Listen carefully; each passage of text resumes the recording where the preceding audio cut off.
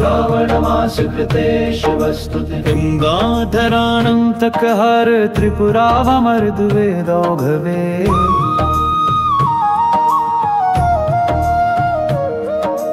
गङ्गाधरानन्तकहर त्रिपुरावमर्दुवेदौघवे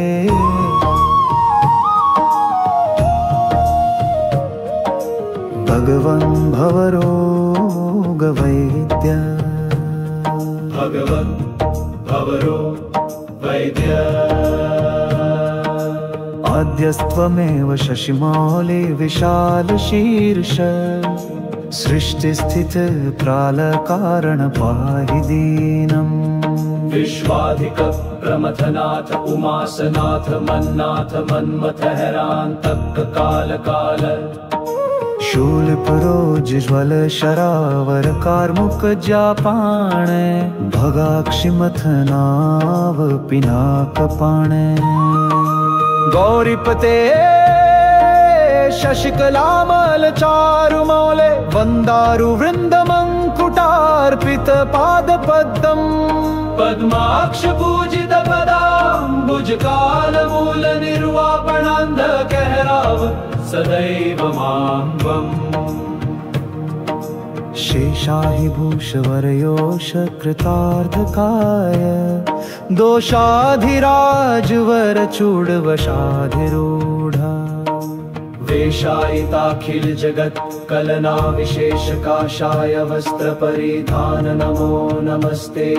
अलिङ्गस्त्वमात्मा कथं लिङ्गसंस्थः स्फुलिङ्गोपमं वत्तेवं प्रसूतम् जगन्नश्वरं शश्वदेतद्विचित्रं प्रसीद प्रसीद प्रभो चन्द्रचूड।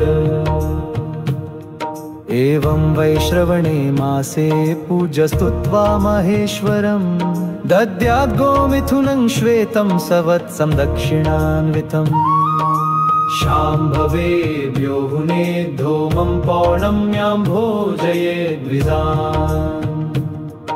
स्वयं भुज्जित चाप्यन्ते सुपापूपैर्मनोहरै प्रसाद्य देमिषानमामासं नक्तभोजना। एवं श्रावणं मासं प्रापयेत् पूजयामम् इति शिवरहस्यान्तर्गते ईश्वर प्रोक्तं श्रावणमासकृते शिवस्तुतिः सम्पूर्णा।